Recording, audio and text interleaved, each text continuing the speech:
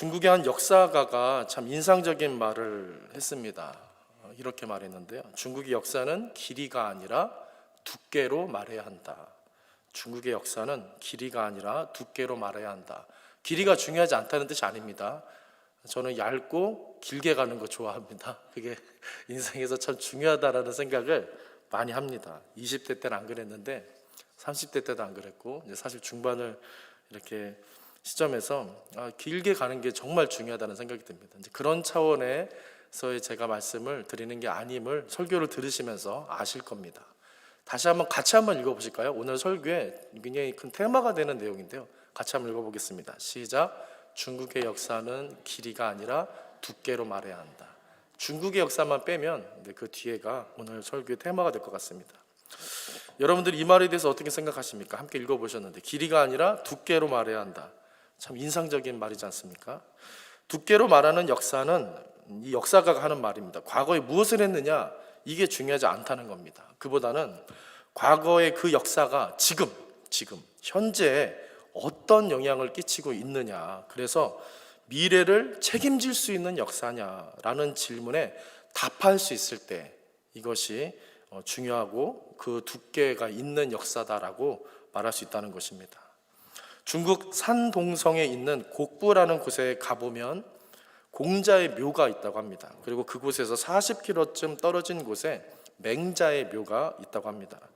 중국은 예로부터 잘 아시겠지만 공자를 왕의 반열에 올려서 그의 묘는 거의 왕릉 수준으로 꾸며놓은 반면에 맹자는 아성이라고 하여서 일개 위인 정도로만 생각을 했고 그의 묘도 평범하게 그렇게 해놓았다고 합니다. 그런데 현대에 와서 역사가들은 맹자를 중국 정신사에서 가장 훌륭한 인물로 평가하기 시작했다고 합니다. 그 이유는 맹자의 사상 자체가 공자의 사상보다는 조금 미흡할지 몰라도 공자의 사상을 더 두텁게 채워서 후대 사람들의 삶에 적용할 수 있게 해주었고 더욱이 현 세대에까지 영향력 있는 사상이 되도록 그 다리 역할을 이 맹자가 잘 했기 때문에 그렇게 맹자를 재평가하고 있다고 합니다. 이처럼 역사는 자기 자신만을 주인공으로 여기는 특정 개인이나 나라에게 결코 주연 자리를 오래 내어주지 않는다라는 점을 좀 생각해 보게 됩니다. 대신에 역사의 주인공을 후대에 넘기고 자신을 세대의 연결고리로 생각해서 미래의 다음 세대를 준비하는 일을 한 사람에게 그 사람에게 가장 영광스러운 평가를 해준다라는 점을 좀 배우게 됩니다. 정리해보자면 역사의 두께를 운운하는 것은 단순히 시간의 축적이나 당대의 업적 때문이 아니라 후대에 영향을 줄 만한 어떤 연결고리나 감동이 있다면 높이 평가해야 한다라는 시각인 것입니다. 중국 역사 이야기를 하나만 더 해드리도록 하겠습니다. 중국 최고 치세 전성기를 가리켜서 강건성세다, 그 강건의 황제가 있었던 때다라고 말을 합니다. 이 시기는 청나라 때로 강희라는 황제, 그리고 그 다음 옹정이라는 황제, 그 다음에 건륭이라는 황제, 이 세 이렇게 아버지 아들 또 아들 이렇게 되는데요. 이 황제가 다스렸던 때를 가리킵니다. 중국 역사상 이 시기가 가장 유명했다, 가장 부강하고 강력했다, 그렇게들 말한다고 합니다. 그런데 놀랍게도 그 시기만큼 어지러운 난과 분쟁이 많았던 때도 없었다고 합니다. 늘 조마조마한 시기였지 결코 태평성대가 아니었다고 합니다. 이렇게 중국 청나라 때가 참 어지러운 때였지만 후대 역사가들은 망설임 없이 이 시기를 단연 중국의 최강기로 꼽는 것입니다. 단순히 그 시기가 부강했기 때문이 아닌 것입니다. 그때를 중국 최고의 전성기로 뽑는 결정적인 이유는 당시 황제 강희, 옹정, 건륭 이 세 사람 중 가운데에 있는 옹정이라는 황제가 선대와 후대 왕 사이에서 그 중간 연결고리 역할을 아주 잘했기 때문인 것입니다. 이 중간에 있는 옹정이라는 황제가 선대왕 아버지 강희제와 다음 왕 자기의 아들인 건륭제에 비해서 턱없이 짧은 시간 13년 정도를 제위했지만 그럼에도 가장 탁월한 왕으로 황제로 업적을 남긴 사람으로 그렇게 평가받는 것입니다. 역사가들이 말하는 그의 업적을 좀 나열해 드리면 이치정돈, 밀절제도 실시, 군기처 창설, 개토교류 실시, 탄정입지 실시, 천적 폐지 등인데 다 무슨 말인지 모르겠습니다. 쉽게 말해서 선대왕 강희제 말년에 사실 엄청난 혼란이 있었는데 이 시기를 잘 다스리고 보완해서 아들 건융제가 최고의 군주가 될 수 있도록 이 가운데 있었던 옹정이라는 황제가 기틀을 마련하는, 혼란을 수습하고 기틀을 마련하는 일을 잘했기 때문에 이 세 왕이 가장 유명한 시기로 태평성대로 그렇게 일컬음 받는, 평가받는 때로 사람들이 생각하고 있고 기억하고 있다는 것입니다. 그래서 역사가들은 이 가운데 있었던 옹정제를 위를 잇고 아래를 여는 개혁을 한 사람이다, 그렇게 평가를 하고 이 시기가 중국 역사의 두께를 두텁게 다진 시기로 현대에 와서 평가하면서 그를 높이 치세운다고 합니다. 이런 중국 역사가의 글을 읽으면서 저는 성경에서 하나님이 백성들에게 하신 일이 이와 흡사하다라는 것을 생각해 보게 되었습니다. 우리가 연약하고 악하고 교만하고 무능해도 하나님은 어떠십니까? 인내하시며 신실하셔서 그렇게 우리 인생을 두텁게 채워가시는 것입니다. 또한 직접 채우신 그 인생의 두께로서 우리의 그 연약함으로가 아니라, 우리의 실패의 자리에서가 아니라 하나님께서 그 채우신 인생의 그 두께로서 우리를 평가해 주시고 봐주신다는 것입니다. 그래서 하나님이 우리를 뭐라고 부르십니까? 원수다 하지 않으시고 내 백성이다. 또 뭐라고 하십니까? 너는 내 신부다, 너는 내 친구다, 너는 내 자녀다, 너는 내 아들이고 딸이다 하신다는 것입니다. 창기였고 원수였던 완악한 우리를 그냥 버려두지 않고 그 인생을 당신의 은혜로 또 능력으로 두껍게 채우셔서 다시 이어주시고 다시 연결시켜 주시고 그렇게 당신의 백성으로, 당신의 신부로, 자녀로 그렇게 채워서 세워주시고 평가해 주신다는 것입니다.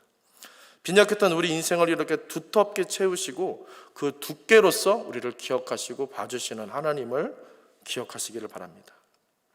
이제 본문 오늘 읽은 우리 야고보서 말씀을 통해서 우리의 연약한 인생을 이처럼 두텁게 채워가시는 하나님의 그 놀라운 역사와 은혜가 무엇인가, 이거를 살펴보고자 합니다.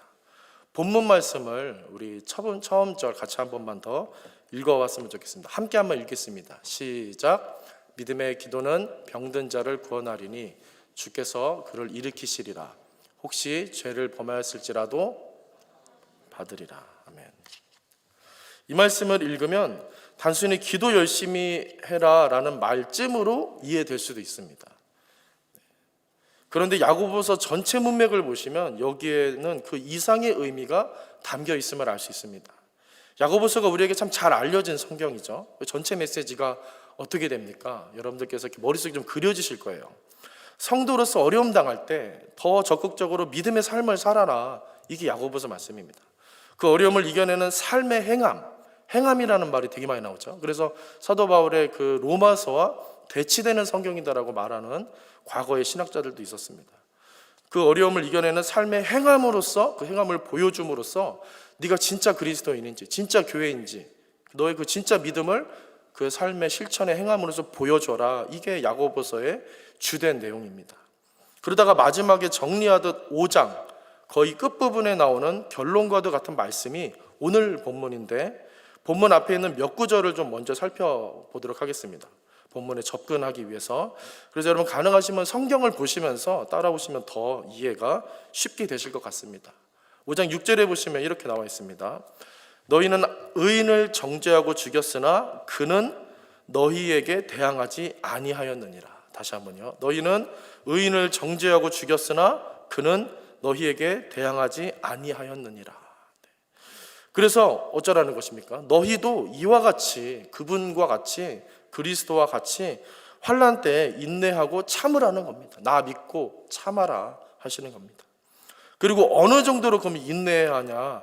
야고보는 이어서 7절에서 8절, 9절, 11절, 11절까지 이 어떻게 인내를 해야 되는지, 어느 정도 인내해야 되는지에 대한 예를 들어주고 있는데요. 제가 정리해서 소개해드리면, 모진 풍파에도 열매를 기다리며 끝까지 버티며 포기하지 않는 농부처럼 그렇게 인내해라 말하고요. 또 이유 모를 심한 고난을 당했지만 끝까지 견뎌냈던 욥처럼 포기하지 말고 인내해라, 이렇게 말합니다. 그러면 가장 자비롭고 긍휼이 크신 하나님께 너는 복 받을 거다라고 말하는 것입니다. 그래서 욥의 하나님이 자비가 크시고 긍휼이 크신 분이다. 이렇게 야고보는 소개하고 있습니다. 그러면서 13절에 고난당할 때 뭐 하라고요? 기도하고, 그리고 즐거울 때 뭐 하라고요? 우리가 항상 예배 시작을 그렇게 여는 것처럼 찬송해라. 다시 한번요. 고난당할 때 어떻게 하라고요? 기도하고, 즐거울 때 찬송해라. 야고보가 말을 그렇게 합니다. 유명한 말이죠. 그리고 이어지는 14절을 건너뛰어서 그 다음 이어지는 15절부터가 오늘 본문인 것입니다. 우리 다시 한 번만 말씀을 한 번만 더 읽겠습니다. 오늘 본문 첫 절 한 번 더 같이 읽겠습니다. 시작. 믿음의 기도는 주께서 그를 일으키시리라. 혹시 죄를 범하였을지라도 사하심을 받으리라. 제가 좀 문맥 속에서 여러분 이 본문을 분명히 좀 이해하셨으면 하는 마음에 한 번 더 반복적으로 읽으시라고 했습니다. 야고보는 삶과 행함에 대해서 말하다가 굉장히 강하게 대표적인 그 대표주자들을 막 내세우면서 행함과 그 삶의 믿음의 삶에 대해서 말하다가, 인내의 삶에 대해서 말하다가 갑자기 어떻게 하는 겁니까? 기도로 갑자기 바꿔서 말을 하는 겁니다. 삶에 대해서, 행함에 대해서 얘기하다가 갑자기 기도에 대해서 팍 얘기하는 것입니다. 그러니까 원래 기도에 대해서 얘기하던 게 아니라 삶의, 행함의 그 믿음, 진짜 믿음, 인내의 삶, 이런 얘기하다가 갑자기 마지막에 이렇게 기도로 바꿔서 얘기하는 것입니다. 그러니까 믿는 자가 세상 어려움을 견디고 버티며 살아가는 그 신앙의 삶과 행함 자체, 그게 뭐냐면은 그게 기도다, 지금 이 얘기하는 것입니다. 그러니까 기도하면, 믿음으로 기도하면 병든 자 치료하는구나, 믿습니다, 이 단순히 이게 아니라는 것입니다. 그래서 야고보는 낙심되냐? 너 낙심되냐? 그리스도인에게, 교회에게 말하는 겁니다. 너 낙심되냐? 그러면 기도로 살아라. 기도로 살아라, 이렇게 말하는 겁니다. 염려가 되냐? 그럼 기도의 삶을 살면 된다, 그렇게 말하는 것입니다. 그리고 야고보는 이 기도가 병든 자를 고칠 뿐만 아니라 20절에 보니까, 거의 끝부분에 보니까 뭐라고 합니까? 영혼을 사망에서 구원할 거다. 굉장히 심오한 말을 합니다. 병든 자를 고칠 뿐만 아니라 영혼을 사망에서 구원할 거다. 그러니까 야고보가 말하는 기도는 무엇입니까? 단순히 도움과 복을 비는 어떤 기복적이고 종교적인 차원이 아니라 구원을 받는 절대적인 진리의 차원으로서 이 기도를 말하고 있는 것입니다. 그래서 믿음의 삶인 것입니다. 이 문맥을 여러분 잘 기억하시면서 함께 와주시기 바랍니다. 그러면서 야고보는 이제 누구를 말하냐면 엘리야에 대해서 말합니다. 엘리야에 대해서 말합니다. 엘리야가 그 독한 아합의 때에 이렇게 기도해서 비를 그치게 했고 내리게도 했고, 그렇게 말하면서 우리의 삶이 힘들고 어렵다면 이와 같이 믿음의 기도로 버텨라 말하는 것입니다. 기도하면 기적이 일어난다, 이게 아니라 어려울 때 기도하며 버티는 게 믿음이다, 이렇게 말하는 것입니다. 다시 한번요. 기도하면 기적이 일어난다, 이게 아니라 어려울 때 기도하며 버티는 게 믿음이다, 이렇게 우리에게 말하는 것입니다. 이거를 말하는 것입니다. 그러면 하나님이 일하신다. 그렇게 하면 하나님이 나서신다. 그 믿음 때문에 나서신다. 그렇게 말씀을 하는 것입니다. 오늘 본문에서 꼭 캐치해야 하는 부분이 있는데, 믿음의 기도로 발생할 놀라운 일들에 대해서 처음 말하는 15절에 보면 야고보는 그 주체가 기도자가 아니라 하나님이 되심을 강조하고 있었습니다.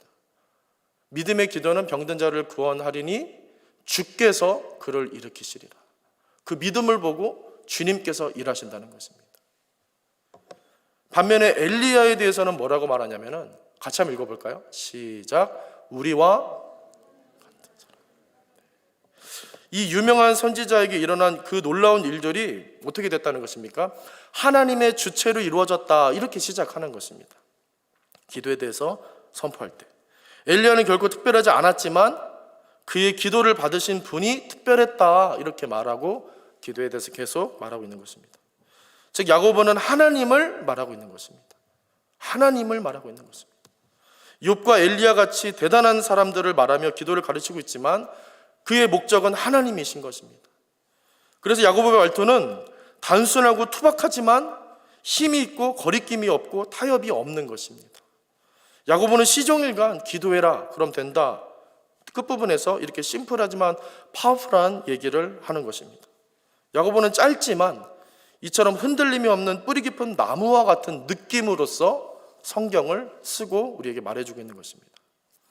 저는 이렇게 야고보서를 묵상하는데 생각나는 사람이 있었습니다. 바로 다윗이었습니다. 성경에서 가장 많은 기도를 한 사람 중에 하나가 다윗일 거다라는 생각이 들었습니다. 그의 시편은 시 형태로 되어 있지만 사실 모두가 다 무엇입니까? 기도입니다. 다윗이 했던 말 중에, 기도 중에 저는 특별히 62편 2절 말씀을 참 좋아하는데 같이 한번 보실까요? 같이 한번 읽겠습니다. 시작. 오직 그만이 나의 반석이시요 나의 구원이시요 나의 요새이시니 내가 크게 흔들리지 아니하리로다. 이 말씀이 왜 좋냐면 다윗도 흔들렸기 때문입니다. 다윗 같은 사람도 흔들렸구나. 이게 좀 이렇게 위안이 되는 것입니다. 다윗 같은 사람도 흔들렸다면 연약한 우리에게는 굉장히 큰 좀 위안이 되고 위로가 되는 것입니다. 그렇지만 어떻습니까? 크게 흔들리진 않았다라고 말합니다. 크게 흔들리지 않았다. 왜 그렇겠습니까? 왜 크게 흔들리지 않았다고 말합니까? 오직 그만이 어떻다고요? 나의 반석이요, 나의 요새요, 나의 구원이요, 요새이시니 이 때문에 크게 흔들리지 않을 수 있었다라고 말하는 것입니다. 이 믿음의 찬양 때문입니다. 찬양은 곡조 있는 말씀이고 곡조 있는 기도입니다. 그러니까 다윗은 기도로 버틸 수 있었던 겁니다. 크게 흔들릴 만한 상황에서 하나님만이 나의 반석이요 구원이요 요새시다라는 이 믿음, 이 믿음의 기도, 이것이 있었기 때문에 버틸 수 있었던 겁니다.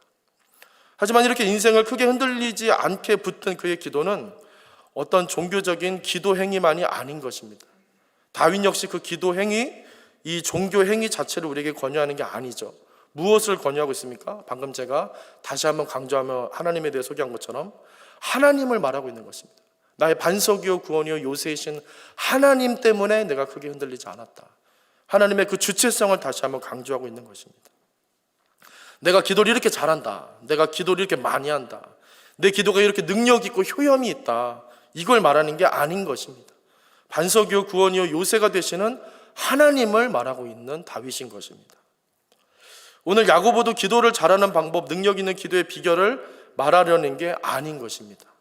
기도하면 병든 자가 낫는다. 기도하면 비가 그치기도 하고 내리기도 한다. 믿습니까? 이게 다가 아닌 것입니다. 어려움을 당하고 환난을 당하고 그래서 어렵고 고통스럽고 이게 다 기도가 부족해서 그렇다. 기도 많이 하면 다 해결된다. 단순히 이렇게만 말하고 싶은 것이 아닌 것입니다. 그렇게 무슨 해결사처럼 당장에 단번에 처리해주고 손에 쥐어주는 그런 단기적이고 마술적인 얘기를 하려는 게 아닌 것입니다. 야고보는 장기적이고 거시적인 이야기를 하고 있다는 것입니다. 본질적이고 절대적인 이야기를 하려는 것입니다. 마술이 아니라 무엇입니까? 하나님을 말하고 있는 것입니다. 하나님. 16절 끝에 보시면 또 이런 말씀이 나옵니다. 의인의 간구는 역사하는 힘이 크미니라. 오늘 본문에서 의인의 간구는 역사하는 힘이 크미니라. 이 말씀 역시 기도하는 사람에게서 능력이 나온다. 단순히 이 말이 아닌 것입니다. 기도하는 사람은 하나님을 경험하게 될 거다. 하나님을 경험하게 될 거다. 이 말이 하고 싶은 것입니다. 야고보는 이렇게 계속해서 무엇입니까? 하나님을 계속해서 말하고 있는 것입니다. 하나님. 삶의 길이가 끊어지게 생겼다고 희미해졌다고 낙심하고 불안해하며 복잡하게 세상 다른 길 찾지 말고 단순하게 파워풀하게 하나님이 답이다. 하나님이 계신다. 이렇게 확신 있게 나와라. 그게 성도고 그게 교회다라고 말하고 있는 것입니다. 그럴 때 병든 사람을 치료하시고 구원하시고 일으키시는 하나님의 크신 역사를 맛보게 된다고 말하고 싶은 겁니다. 그래서 과거에는 나 자신 하나만도 감당하기 어려운 연약하고 얇아진 인생이었는데 그 인생이 이제는 하나님 따라서 사명 생각하는 인생이 되고 사명을 행하는 인생이 된다라고 말하는 것입니다. 이 야고보의 확신에 찬 외침을 저와 여러분 가슴으로 영으로 듣게 되시기를, 느끼게 되시기를 주님의 이름으로 축원드립니다. 저는 오늘 본문에서 특별히 또 엘리야를 소개하는 야고보의 말에 이름 모를 감동을 받았습니다. 17절에서 18절 말씀인데요. 같이 한번 읽어보시겠습니다. 시작. 엘리야는 우리와 성정이 같은 사람이로되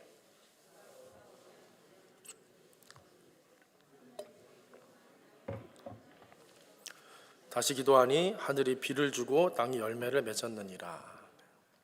여기서 야고보가 말하고 싶은 것은 엘리야가 그리 대단한 사람이 아니었음에도 그토록 대단하고 특별한 일을 경험한 것은 그가 기도의 사람이었기 때문이라는 것입니다. 쉽게 이 부분은 이해가 되실 겁니다. 그리고 하나님은 이런 엘리야를 어떻게 말하고 계신 겁니까? 높이 평가하고 계신 것입니다. 그런데 어떻습니까? 저와 여러분 잘 알듯이 엘리야는 선지자로서 치명적인 오점을 남긴 사람입니다. 아합과 그의 수백의 우상 숭배자들을 보기 좋게 이겨놓고는 곧바로 어떻게 됩니까? 탈진해버려서 아합의 아내 이세벨의 협박 한마디에 나가 떨어져 버린 실패한 선교자입니다. 사람의 인생에서 가장 중요한 것이 마지막일 텐데 엘리야는 시작과 중간은 아주 좋았으나 마지막이 아주 비참하고 초라했던 선지자입니다. 그 내용이 담긴 말씀이 열왕기상 19장 4절 말씀입니다. 엘리야가 이세벨의 협박이 무서워서 한 걸음에 광야로 도망쳐버리고 초라한 로뎀나무 아래에 쓰러져서 하나님께 했던 말이 거기에 나옵니다. 참고로 이 로뎀이라는 말은 시궁창, 진흙탕이라는 뜻을 갖고 있습니다. 이것을 생각하면서 한번 들어보시기 바랍니다. 자기가 죽기를 원하여 이르되 여호와여 넉넉하오니 지금 내게 생명을 거두소서. 나는 내 조상보다 낫지 못하니이다. 공동 번역으로 번역된 걸 보니까 더 선명하게 느껴지는데요. 이제 다 끝났습니다. 제 목숨을 거두어 주십시오. 나는 선조들보다 나을 것 하나 없는 못난 놈입니다. 이렇게 번역했습니다. 엘리야는 그토록 위대하고 대단했던 선지자로 남을 수 있었는데 한순간에 시궁창에 처박힌 비참한 인생으로 떨어져 버리게 된 것입니다. 사실 엘리야에 대해 우리가 더 강하게 진하게 기억하고 있는 것은 그의 위대한 행적보다 이런 비참하고 처참한 모습입니다. 그가 아무리 위대한 일을 했다 할지라도 이 한순간의 행동으로 그의 인생이 다 물거품처럼 사라져버리는 듯 느껴지는 것입니다. 그리고 어떻습니까? 사실이 그랬습니다. 사실이.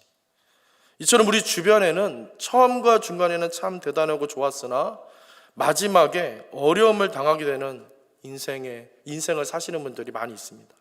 인생만 그러합니까? 기업도 그렇고 나라도 그런 경우가 많습니다. 역사적으로 보면 거대한 제국들도 그런 경우가 있습니다. 엘리야가 그토록 대단한 인생을 열었고 화려한 기적을 행했지만 우리의 머릿속에는 이 로뎀나무에 쓰러진 엘리야의 모습이 아주 진하게 박혀 있는 것입니다. 그런데 하나님은 거의 900년 정도 지난 때에 야고보에게 믿음의 기도와 의인의 강력함에 대해 말씀하게 하면서 기록하게 하시면서 이 엘리야를 다시 소개하게 하시는 것입니다. 그가 비참하고 비굴하게 삶을 마감한 실패자가 아니라 능력자요 당대의 의인이었다 말하게 하시는 것입니다. 하나님은 엘리야의 삶을 결코 얇아진 그 길이 그것으로 평가하지 않으신 것입니다. 그의 인생을 그렇게 너덜너덜해진 채로 내버려 두지 않으셨다는 것입니다. 이것이 바로 하나님의 성품입니다. 열왕기상 19장 이하를 보시면 하나님은 지쳐있는 엘리야를 다시 일으키십니다. 그를 아이처럼 쓰다듬어 주시고 먹여주시고 누이시고 마시게 한 다음에 다시 그에게 말을 거시고 시작하게 하십니다. 물론 그럼에도 엘리야가 여전히 힘들어합니다. 여전히 겁에 질려 있습니다. 쉽게 기운을 한 번에 차리지를 못합니다. 그래서 열왕기상 19장 10절에 보시면 이 와중에도 그가 이렇게 말하는데요. 내가 만군의 하나님 여호와께 열심히 유별하오니 이는 이스라엘 자손이 주의 언약을 버리고 주의 제단을 헐며 칼로 주의 선지자들을 죽였음이오며 오직 나만 남았거늘 그들이 내 생명을 찾아 빼앗으려 하나이다. 이 똑같은 구절이 두 번이나 나옵니다. 아직도 무서워 죽겠다는 겁니다. 내가 잘못한 게 없는데 이런 일이 생겨서 하나님 원망스럽고 세상 모든 게 싫고 그래서 다 관두고 싶고 포기하고 싶고 이렇게 사람들이 찾을 수 없는 시궁창에 들어가서 그냥 찌그러져 있고 싶다라는 것입니다. 그래서 하나님 뭐라고 대답하십니까? 바로 이어지는 11절을 보면은 이렇게 말씀하십니다. 여호와 앞에서 서라. 정확하게는 여호와 앞에서 산에 서라입니다. 여호와 앞에 서라 말씀하십니다. 그리고는 잘 아시는 것처럼 크고 강한 바람이 산을 가르고 바위를 부수고 막 지진이 나고 불이 나는데 어떻습니까? 그 엄청난 광경 속에 하나님이 계시지 않았다 그렇게 기록되어 있습니다. 그리고 이 무시무시하고 엄청난 현상들이 다 지나가고 이제 세미한 소리가 들리기 시작하는데 바로 그게 하나님이셨습니다. 그 음성이 들릴 때, 그 세미한 음성이 들릴 때 엘리야는 그제서야 겉옷으로 얼굴을 가렸다라고 기록되어 있습니다. 그 엄청난 자연 현상들 앞에서 느끼지 못했던 진정한 두려움을 이제 그 세미한 음성 앞에서 느끼게 된 것입니다. 그런 엘리야에게 하나님은 이렇게 말씀하십니다. 열왕기상 19장 15절에서 18절 말씀을 제가 좀 짧게 정리해서 읽어드리겠습니다. 너는 네 길을 돌이켜 하사엘에게 가서 기름을 부어 아람 왕이 되게 하고, 하사엘 아람 왕 기억하시기 바랍니다. 두 번째, 예후에게 기름 부어 이스라엘의 왕이 되게 하며, 예후 나왔습니다. 세 번째, 엘리사에게 기름 부어 내 다음을 잇는 선지자가 되게 하라. 하사엘의 칼을, 하사엘이 누구였습니까? 아람의 왕 될 사람입니다.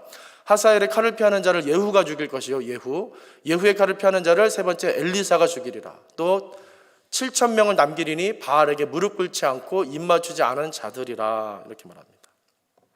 다 쓰러져 가는 선지자에게 이와 같이 엄청난 일을 맡기시는 것입니다. 공허감으로 충만해서 계속 자포자기하며 죽겠다고 하는 엘리야를 하나님은 포기하지 않고 일으키시는 겁니다. 바로 이게 하나님이신 겁니다. 그런데 여기서 참 인상적인 것은 하나님이 답답한 마음에 엘리야에게 윽박지르거나 책망하지 않으시고 받아주시면서, 다 들어주시면서 누이시고 먹이시고 쉬게 하시고 그러면서 일으키시고 그러면서 큰일을 맡겨주시는 겁니다. 하나님은 이렇게 엘리야 인생을 두텁게 채우셨던 겁니다. 두텁게.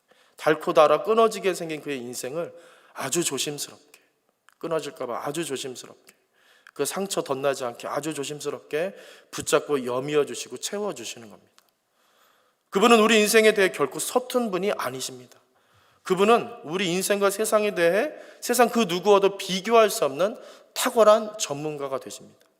그래서 그분의 손길이 닿아지면 어떻게 됩니까? 정결해지고 회복이 되고 편안해지고 담대해지고 강해지는 것입니다. 그렇게 그분은 엘리야의 인생을 가장 안락하고 적합하게 고치시고 채우셔서 단단하게 하셨고, 그로 하여금 다시 돌이켜 자포자기의 길에서 사명과 열정의 길로 다시 돌이켜 갈 수 있게 하신 겁니다. 그리고 중요한 것은 그 사명의 길이 세대와 세대를 잇게 하여서, 아까 읽으셨죠? 세대와 세대를 잇게 하여서 미래를 준비하는 길이었다는 점입니다. 하나님은 당시 아람 왕 벤 하닷을 통해서, 당시는 벤 하닷이었습니다. 이 아람 왕을 통해서 이스라엘의 죄악을 벌하셨었습니다. 벤 하닷이 이스라엘을 계속 공격하고 괴롭히게 해서 아람을 통해서 그렇게 이스라엘이 범죄했을 때 채찍질하신 겁니다. 이 죄악을 근데 이스라엘이 어떻게 합니까? 계속 버리지 못합니다. 그래서 그 다음 왕, 아람의 다음 왕을 준비하시는데 엘리야로 하여금 준비하겠다고 말씀하셨는데 그게 누굽니까? 그게 바로 하사엘인 것입니다. 하사엘, 첫 번째 사람이었습니다. 그리고 예후는 나중에 아합의 전 가족을 진멸하는 사람이 됩니다. 아합의 전 가족을 진멸하고 우상 숭배자들을 말끔히 처단하는 그런 사람이 바로 예후입니다. 그리고 세 번째로 또 우리가 잘 아는 엘리사, 엘리야의 뒤를 이어 위대한 선지자가 되어서 이스라엘을 다스리고 지켰는데, 이 엘리사가 죽을 때 당시 이스라엘의 왕이었던 요아스가 한 말이 있는데 성경에 뭐 이렇게 되어 있습니다. 엘리사가 죽을 때 이렇게 말합니다. 내 아버지 이스라엘의 마병이여. 엘리사가 그 정도였습니다. 하나님은 이렇게 앞으로 일어날 거시적인 일들이 엘리야로부터 시작되게 하셨던 겁니다. 닳고 닳아 너덜너덜해진 엘리야의 인생을 고치고 싸매고 두텁고 단단하게 채우셔서 그를 통해 미래에 엄청난 일을 행하시는 것입니다. 삶의 무게가 하도 커서 내 인생 하나도 감당이 안 되었던 이 사람을 다시 일으키셔서 이제는 다른 사람도 세우고 민족도 세우고 그런 위대한 인생으로 이끌어내셨다는 것입니다. 오늘 야고보는 바로 이런 하나님을 말하는 것입니다. 그리고 이런 엘리야를 말하고 있는 것입니다. 원망하며 자포자기하는 엘리야가 아니라 하나님이 채우셔서 사명을 이룬 엘리야를 말하고 있는 것입니다. 그 엘리야를 보라, 그 엘리야의 하나님을 보라 하는 것입니다.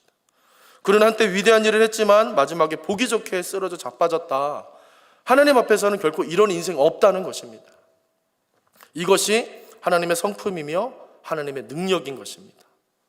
오늘 이 밤에 이 한없이 크고 깊으시며 오묘하신 하나님을 저와 여러분 온 마음으로, 온 인격으로, 온 몸으로 느끼실 수 있게 되시기를 간절히 바랍니다. 그리고 마지막으로 한 가지 내용을 간단히 살펴보고 설교를 마치고자 하는데요. 아까 믿음의 기도가 뭐라고 했습니까? 단순히 종교적인 행위가 아니라고 했습니다. 세상 어려움 앞에서 선하신 하나님을 신뢰하면서 버티고 인내하는 삶 자체, 믿음의 삶 자체가 바로 기도라고 말씀드렸습니다. 이런 거시적이고 종합적이고 총체적인 의미가 이 야고보서 오늘 본문 이 문구 안에 담겨 있다라고 계속 서두에서 강조해 드렸습니다. 그리고 마지막 20절에 보면은 이 믿음의 기도는 공동체와 연관이 있다라고 말을 합니다. 공동체. 너희 중에 미혹되어 진리를 떠난 자를 누가 돌아서게 하면 허다한 죄를 덮을 것이다 라는 겁니다. 그러니까 진리를 떠난 타인인 그 누구를 신경 쓰라고 말하고 있습니다. 진리를 떠난 타인, 그 누구, 타인인 그 누구를 너희가 신경 써라. 그러면 복될 것이다. 너희 중에 미혹된, 그래서 진리를 떠난 자를 돌아서게 하면, 그러면서 공동체를 생각하게 하고 나 말고 다른 타인을 생각하라고 말하고 있는 것입니다. 그런데 사실 이 구절뿐만 아니라 오늘 본문 전체가 공동체와 연관된 내용이었습니다. 야고보는 믿음의 기도를 말하며 16절에서, 오늘 본문 16절에서 성도들이 서로 죄를 고백하고 서로 병을 낫게 하고 그렇게 기도하라, 낫도록 기도하라, 그렇게 말합니다. 서로 그렇게 해라. 그리고 19절 와보시면 뭐라고 합니까? 내 형제들아, 이렇게 말합니다. 성도들을 가리키는 겁니다. 연약한 자, 쓰러진 자를 생각하고 신경 써라, 공동체 생각해라 말하는 겁니다. 근데 사실 이건 너무나 당연한 발견인데, 왜냐하면 여러분도 아시겠지만 신약의 모든 서신서들은 개인에게 보낸 게 아니라 누구에게 보낸 겁니까? 교회에게 보낸 겁니다. 교회 공동체에게 보낸 것입니다. 이 사실을 알 필요가 있습니다. 기억할 필요가 있습니다. 야고보서도 당시 환난과 핍박으로 믿음 지키기가 어려웠던 교회 공동체, 그 성도들에게 보냈던 서신입니다.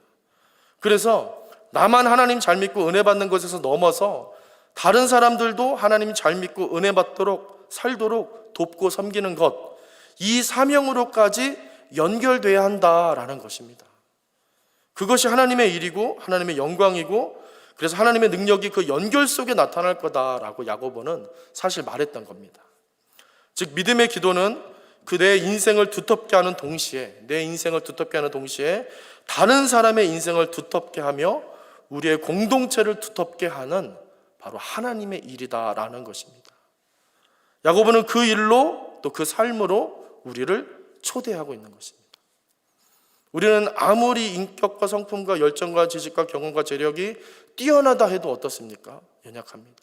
죄 아래 있을 뿐입니다. 하지만 언제나 하나님 바라보며 하나님의 뜻대로 공동체를 생각하고 다음 세대 생각할 때 병든 자를 낫게 하고 영혼을 사망에서 구원하고 더욱이 허다한 죄를 덮는 그 위대한 일을 할 수 있다라고 우리에게 말씀하고 초대하시는 것입니다. 혹시 우리 성도님들 지쳐 계시다면 오늘 이 믿음의 기도로 우리를 부르시는 야고보의 이 말씀, 야고보의 이 말을 마음에 깊이 담게 되시기를 바랍니다. 엘리야가 특별했기 때문에 특별한 인생을 살았던 게 아니었습니다. 우리와 성정이 같아서 우리처럼 넘어졌고 쓰러졌고 자포자기했지만 그 인생을 두텁게 채우셨던 하나님이 계셨기 때문에 그가 일어섰고 새 길로 들어설 수 있었고, 가장 중요한 미래의 일과 다음 세대의 일까지 준비한, 나 하나도 책임질 수 없었던, 나 하나도 어쩔 수 없었던 그 작은 그 시궁창에 빠진 그 인생이 다른 사람, 다른 민족, 내 민족, 그 모든 공동체들까지, 미래의 일까지, 다음 세대까지 준비할 수 있게 되었던 것처럼 우리를 세워주시고 인도해 주실 줄로 믿습니다. 야고보는 오늘 우리에게 확신을 가지고 다시 고개를 들어 주님을 바라 말하는 것입니다. 버티고 인내하며 기도하라는 겁니다. 하나님 믿고 가라는 겁니다. 복잡하게 생각하지 말라는 것입니다. 인생을 두텁게 채우시고 일하시는 그 하나님, 그 하나님이 그 일을 하시니 우리는 그분을 신뢰하고 버티라고 다시 한번 강조하며 강하게 우리를 깨워서 말하는 것입니다. 그것이 오늘 야고보가 말하는 믿음의 기도인 것입니다. 그 기도가 나를 살리고 우리를 살릴 줄로 믿습니다. 하나님이 그렇게 임재하시고 일하실 줄로 믿습니다. 그분의 요청은 다름이 아닌 기도인 것입니다.